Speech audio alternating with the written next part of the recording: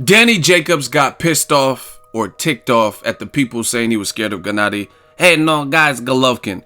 What up, Fight World? It's your boy Ego, and I'm back with some more boxing. Smash the like button, also subscribe to the channel. Now, this is a fight we're all looking forward to. Golovkin versus Danny Jacobs. They're calling it Middleweight Madness. I like that. Madison Square Garden. Danny Jacobs is a native of New York. Triple G does numbers in New York. And I'm looking forward to this fight. This is a good fight. And this will really, in my opinion, establish who's the best middleweight.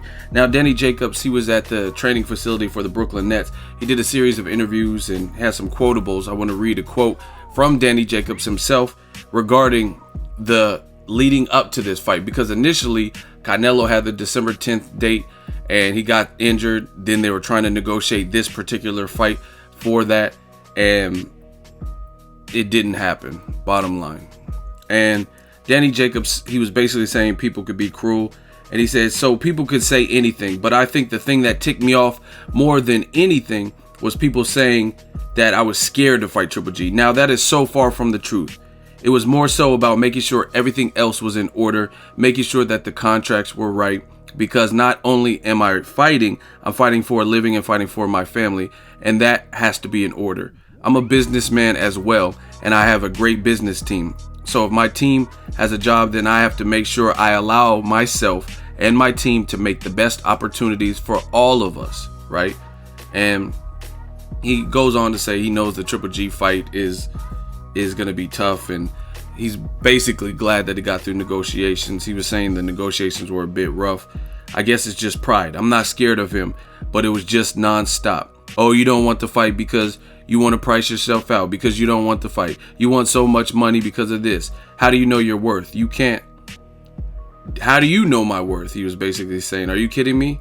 And he basically summed it up by saying, I'm glad it's all over and done, and I was happy and excited that I got the fight.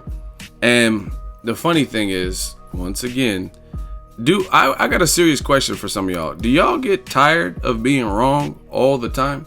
Because if you look at boxing, and I'm not saying I'm always right, because I've been wrong. I picked Broner to beat Sean Porter. That clearly didn't happen, despite his 12th round success. But I don't have a problem being right. But I always look at boxing from a realistic set of lenses, try to be even, and you know what I'm saying? And look, and I know some of you guys aren't doing that. Now, the reason I bring this up is because 2 months ago, I did a video. The real reason why Golovkin Jacobs might not happen next. And you see in the title, cash, right? 2 months ago. You guys can go look at the video. I don't delete none of this stuff. And I was talking about why the fight did not take place in December 10th and what was causing the stall in negotiations. And it's too convenient. Some of you guys, I told you in that video, and I'll reiterate in case you missed that video, you guys aren't business minded. You can say whatever you want. It's easy to get on the net and say this fighter, especially if you don't like him or you don't care about him and you're a groupie or on the bandwagon of another fighter. It's easy to say this fighter is a bitch and pussy, but at the end of the day, all these guys are lacing them up. Now, I told you guys several times, I'm a boxing fan. I came to this game a boxing fan. I didn't come out the womb as a reporter with the website and successful YouTube and Instagram page. So ultimately, as a fan, I don't really care about numbers. Like, I cover them, I talk about them, I tell you my opinions on them and what I think is fair, what's not fair in each individual situation. But ultimately, I really don't care. I don't care how much Jacobs is getting. He can get a Toys R Us gift certificate. You know what I'm saying? Take care of his kids for Christmas. You know, I don't care. Triple G can get a fruit roll-up. I don't give a shit. He can get tokens at Chuck E. Cheese. It doesn't matter to me because I don't see a red cent from that. Right? I gotta hustle. Everybody gotta create their own lane, and that's what I do. I don't, you know what I mean? I learned from an early age, you never look to another grown man to, that's weak-minded, you know what I mean? Look to another grown man for your income, you know what I mean? You gotta stand on your own too. So I told you guys in that first video that I just showed you guys, the real reason why the fight might not happen next, which I'm glad it is happening next, but there was clearly some doubts, rough negotiation period. And it comes down to money. and what people are willing to sacrifice and stuff like that. And it's all too convenient to call this fighter a coward, to say this guy was ducking. That's what Danny Jacobs is telling you, because again, some of you guys aren't realistic, and I can tell for a fact you've never negotiated anything, right? And I said in that video, Danny Jacobs beat Peter Quillin, which in my opinion is a better soul win than any name and any fashion of Triple G's resume, right? Peter Quillin beat Hassan N'Dam, who just had a crazy knockout. If you guys missed it, YouTube that first round knockout. It wasn't a known guy, but still, Hassan N'Dam, Peter Quillin beat him, knocked him down 6 times, more than David Lemieux, which is in some people's mind Triple G's best win, a guy who had been stopped before by Marco Antonio Rubio, and also lost to Hoshim Alcine, who later lost to Matthew Macklin, got knocked out in 1 round. The Charlo brother beat him, and he never really amounted to what the Canadians thought he would be. You know what I'm saying? And fast forward to the Peter Quillin fight.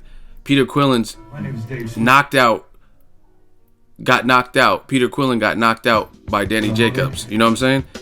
In an emphatic fashion in the first round. So bar none, you guys can say whatever you want, but that is a better win than a better soul win than anybody on Triple G's resume. Triple G has a couple of names that, you know what I'm saying, okay, you give him credit, David Lemieux, but nothing like Peter Quillin, because like I said, who matches up with Peter Quillin? Where Peter Quillin was, a guy who struggled to make weight, so he's clearly big, a guy with a high knockout percentage, a guy who had at that point beat Hassan N'Dam, had beat Gabe Rosado, he had beat Winky Wright, I think after he beat Andy Lee. You know what I'm saying? And a guy, like I said, he struggled to make weight. He's a big puncher. It was the battle for Brooklyn. They both kind of claim Brooklyn. One's, that's his second home, Quillin's second home.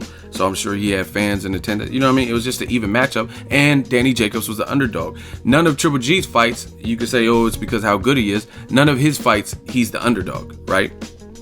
And that's the bottom line. So this, to me, the Jacobs fight is the win over Quillin is a soul better win than anybody on Triple G's current resume. Now, if Triple G, on the other hand, goes ahead and knocks out Danny Jacobs and beats him in the same fashion that he's been beating everyone else, now he's the man, because he beat the number 2 middleweight that beat Peter Quillin. Now Golovkin can start getting the titles of Destroyer. Kell Brook, I told you guys, that fight shouldn't have happened. Is a dude who's very skilled, but he's skilled at welterweight. And with no acclamation, you guys notice patterns? Guys who jump up crazy weights and didn't dominate their past divisions, name one person that was successful. Like, you can bring up, oh, Sugar Shane Mosley, but Sugar Shane was dominating at lightweight. Nobody had no work for him at lightweight. He had a high knockout percentage. He jumps up, beats Oscar De La Hoya in a competitive fight, right? And that's why they spawned a rematch. If it was one-sided, the Shane Mosley show only, then they wouldn't have had a rematch, because there would be no point for it. That's why no one wants to see a Triple G versus Daniel Gill rematch, because it wasn't competitive, right? So that's my point. Anybody you name, Roberto Duran jumping up for Sugar Ray and beating him. Roberto Duran was hands of stone. He was the man in the lighter division. He's one of the all-time best lightweights. But fast forward to modern day, the people jumping up are coming up short, because they haven't even cleaned out the division. Kell Brook has not, without a doubt, showcased and told people, and showed them, not told people, but showed people that he is without a doubt, unequivocally, the best welterweight. I mean, in fact, he fought Sean Porter, and then he fought everybody after that, except for Golovkin. That stretch was lesser than Sean Porter, right? So you have one solid win where we just really know you for, and no one could take credit. Sean Porter was a champion. He's powerful. He's athletic. He gave Keith Thurman work, but we didn't see Kell Brook in there with Keith Thurman or Errol Spence Jr. or even a Danny Garcia to know if he's the man. Like we think. I rate him highly at welterweight. But again, for Golovkin, that's a guy jumping up two weight classes last minute and bulking up. I mean, you can't give him that credit. Again, if he beats Danny Jacobs, that is a very solid win. You guys have my word that if he beats him easy work like he's been doing, then he gets a ton of credit. Like, my channel, I keep it real. I don't have to backtrack. I don't have to make excuses. If he wins fair and square, there's no controversy, and he just goes and and it looks like Dominique Wade 2.0 with Jacobs, then I'll give Golovkin a lot of credit.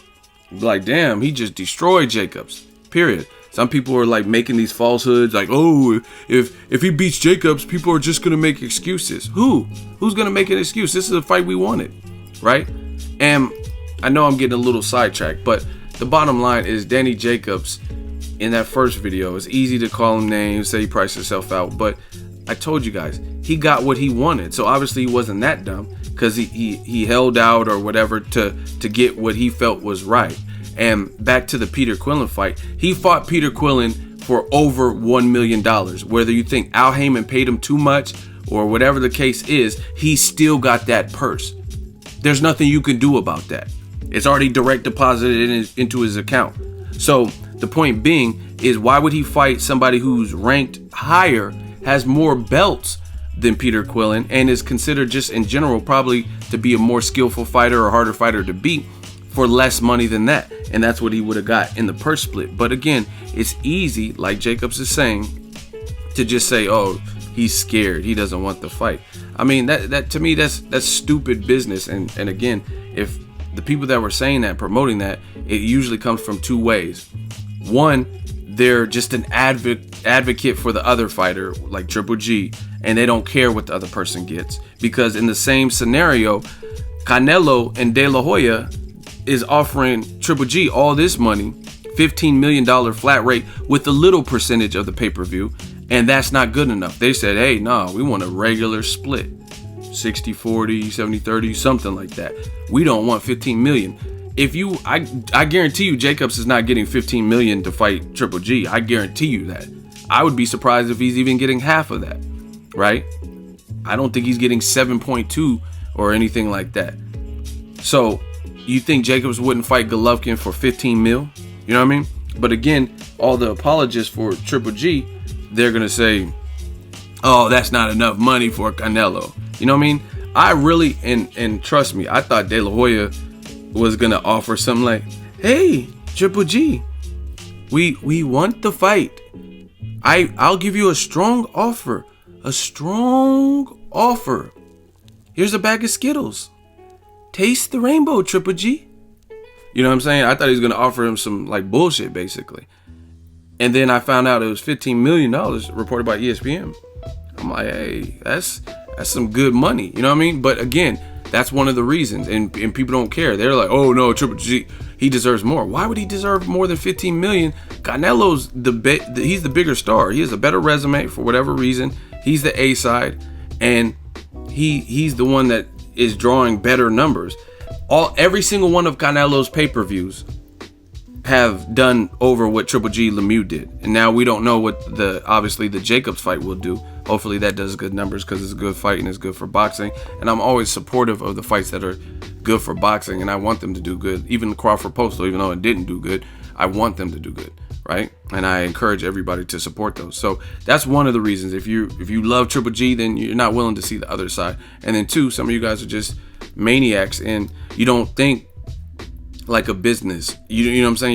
You don't care because you're a fan. And it is what it is. That's cool, but you're not going to make it far in the business world with that type of mindset. Just, take whatever scraps. People are told Broner, he should just fight Pacquiao for $3 million or whatever. But he's getting 1.7 to fight Maidana. You know what I'm saying? He's getting $1 million to fight Emmanuel Taylor. He's getting $1 million to fight Ashley Theophane. So in a couple of fights, he's making that. You know what I mean? And you're telling me the fighter of the decade, who allegedly, some of y'all said, beat Floyd. Man, if you drink ginger ale, get real drunk, then do a handstand and play Scrabble while you're playing Twister with your ex-girlfriend, Pacquiao beat him with the hurt shoulder. You know what I'm saying? Some of y'all say that crazy stuff. So you mean to tell me Broner should just take it? Oh, $3 million. Oh, man, you know, AB. Pacquiao, he speaks English, but his English is not as fluent as Broner. Whether Broner does ignorant stuff or not, you know what the hell he's saying and what he's talking about. You know what I'm saying? So the reason I'm bringing that up is because that's where the fight would be staged. They're not talking about fighting in General Santos, Pacquiao, and Broner. They're not talking about fighting in Manila or anything like that. It'd be in America. And Broner, I'm not saying he's a bigger star than Pacquiao, but we all know who would be selling the fight, who would be putting in the work, who would be doing the trash talking and the proper buildup. It wouldn't be Pacquiao. Pacquiao just, you know what I mean? So you guys got to like factor in the reality. And the reality is Broner, he makes that in a couple fights. And I don't know about his side endeavors about billions and stuff like that. I don't know how much money he gets doing stuff like that. But I mean, he probably definitely makes over $3 million in a year anyway, like as is, with his music and then his regular paycheck. He fought, like I said, he fought Ashley Theophane and got $1 million. Ashley Theophane. That wasn't even a fight people were clamoring for. So people just say, oh, you have to take it because you don't care. You like Pacquiao and you don't care about Broner, so you don't care what he gets. You don't care if it's fair. But let it be Pacquiao. Like when Mayweather and Pacquiao were in talks to fight years ago, 5-6 years ago or whatever it's been, and even though Pacquiao said, I'll fight for free, I'll fight for charity, and some of y'all idiots believe that. Oh yeah, Pacquiao, he's noble. Pacquiao will fight Floyd for free, you idiot. You know what I'm saying? But the man that was willing to fight for free wouldn't do a drug test, and the man that was willing to fight for free wouldn't take Floyd's flat offer, his flat rate of $40 million.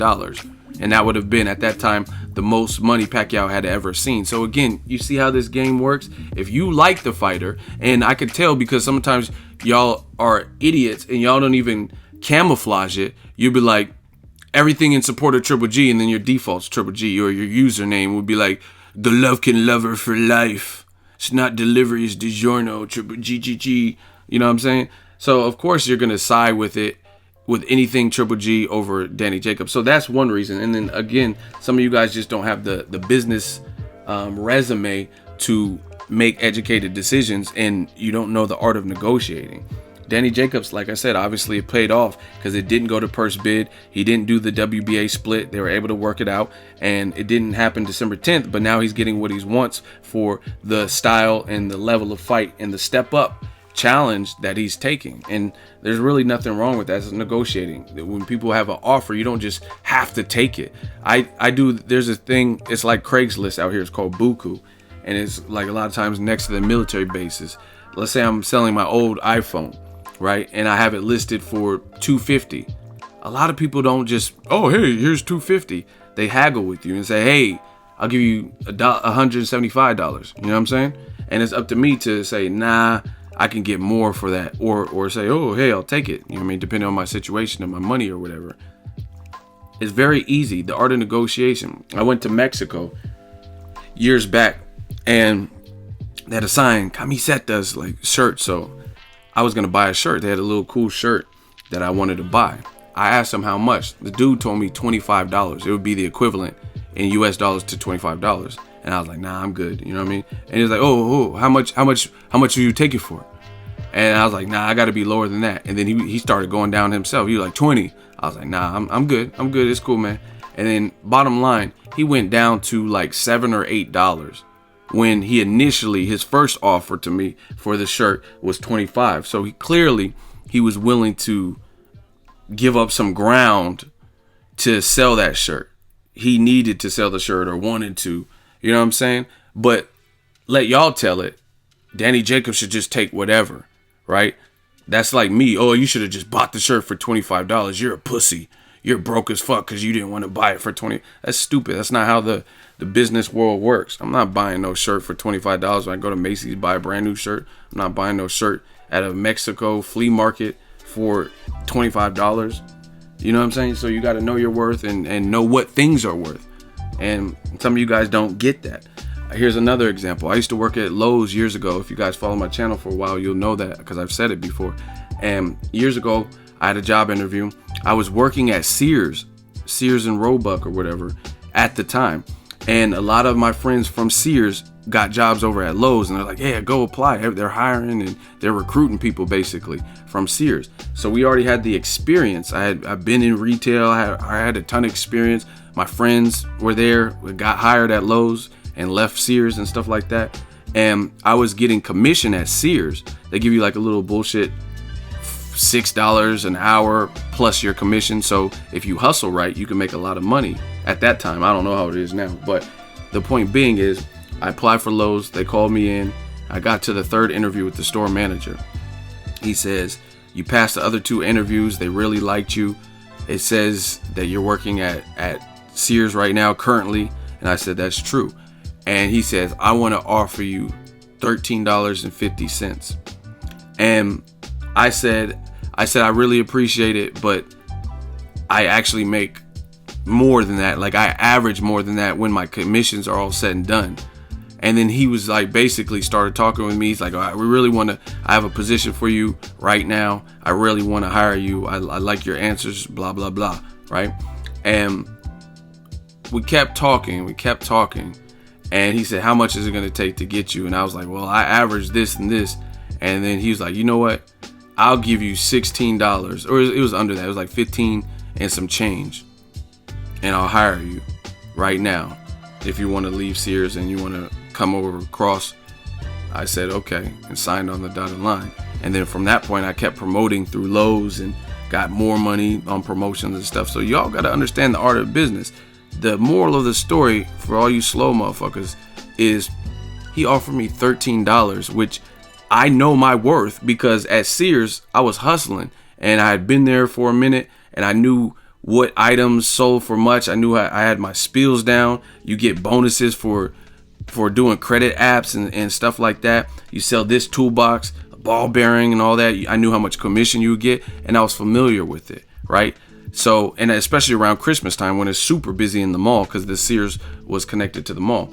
And the bottom line is I knew my worth and I knew how much I could get on average. But the reason I went over is because he upped the ante, offered me more money, and I wouldn't have to worry about commission. So if it was a slow month, I don't have to. I'm getting the same thing hourly. You know what I'm saying? And that, my friends, is the art of business and negotiating. But if I could have just took his $13, but then been making more money at Sears. You know what I mean? On certain months. So it could have averaged out to more. But I knew my worth, and see, that's the benefit just for all you guys who have jobs and stuff. Luckily, I'm fortunate enough to be in a position where this is my job and I'm my own boss. But if you know anything about jobs, then you'll know that, and not even just jobs, just life in general. If you aren't in a mode of desperation, everything is better. You know what I'm saying? If you know your worth, like for me, I had the security net and the safety net of already having a job. So whether I bombed the interview at Lowe's or whatever the situation was, I still had a job. I could still pay my bills. I could still pay my car because I still had a job. So there was not any pressure. But let's say I was about to get evicted and I had a pregnant girlfriend, I had bill collectors calling me, and then I had no job, then that Lowe's interview would be a different process because I know I need that. You know what I'm saying? And that's what it is. These guys over on the Al Haymon side, they've been getting treated good financially, and they know their worth. They know they can get. They know, you know what I'm saying? Jacobs is looking like, man, I just made 1.5 to fight Quillen, and you trying to offer me 750 or whatever it was. It's not adding up. So again, when you're not in a position of desperation where you have to take something, then your options and that whole palette is expanded. Same thing with women. And I know that's a little different subject, but it's the same concept.